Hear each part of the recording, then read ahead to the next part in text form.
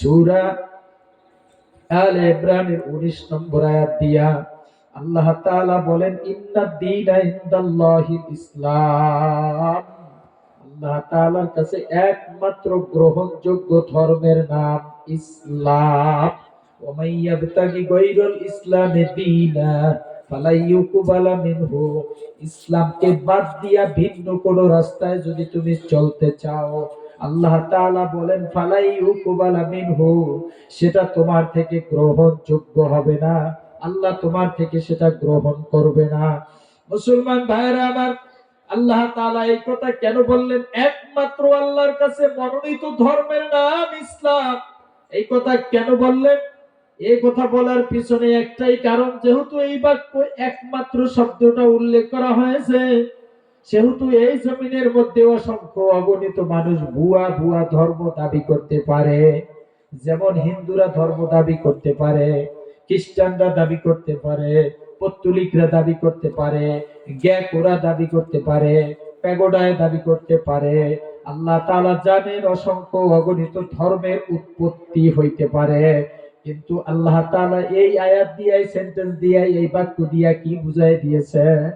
আল্লাহ তাআলার কাছে একমাত্র গ্রহণযোগ্য ধর্মের নাম, আরো জোরে বলেন, হাজার হাজার কোটি কোটি ধর্মের মানুষ জন্ম নিতে পারে, হাজার হাজার মানুষ ধর্ম আবিষ্কার করতে পারে, মানব রচিত ধর্মের উদ্বোধন করতে পারে, পালন করতে পারে, মানুষ সেখানে যাইতেও পারে, কিন্তু আল্লাহ তাআলা জানায় দেন ইন্নাদ দীনা ইনদাল্লাহিল ইসলাম।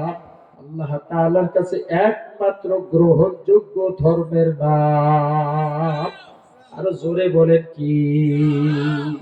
রব্বুল আলামিন এই জন্যই লক্ষ্য করে বলেন ইন্নাল্লাযীনা আমানু ওয়া আমিলুস সলিহাত কানাত লাহুম জান্নাতুল ফিরদাউসি নুজুলা।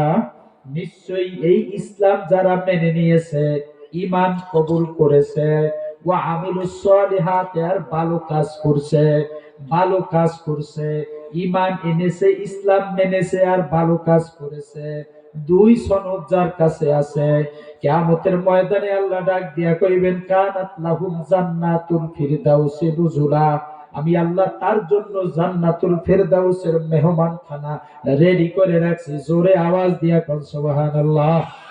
এ মুসলমান ভাইরা, যুবক ভাইরা, মুরব্বী বাবাজিরা, পর্দার আড়ালের মায়েরা, আওয়াজ দিয়া ভালো কইরা বুঝা বইল, কিয়ামতের ময়দানে আমার আল্লাহ জিজ্ঞেস করবে না তুমি কত বড় তাফসীর কারক ছিলা, কিয়ামতের ময়দানে আমার আল্লাহ জিজ্ঞেস করবে না কোন কলেজের প্রিন্সিপাল ছিলা, আমার আল্লাহ জিজ্ঞেস করবে না কোন ইউনিয়নের চেয়ারম্যান ছিলা, আমার আল্লাহ জিজ্ঞেস করবে না কোন মাদ্রাসার শাইখুল হাদিস ছিলা, কত বড় আলেম ছিলা, শিক্ষাগত যোগ্যতা কত, ধনী না গরিব, কালা না ধলা, কোন বংশের তুমি ছিলা, আমার আল্লাহ কিয়ামতের ময়দানে জিজ্ঞেস করবে না।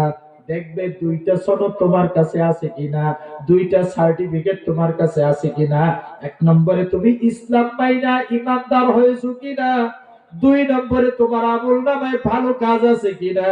এই দুই সনদ যদি তোমার কাছে পাওয়া যায়, আমার আল্লাহ নিজে কমিটমেন্ট দান, ওয়াদা দান, কানাত লাহুম জান্নাতুল ফিরদাউসি নুজুলা।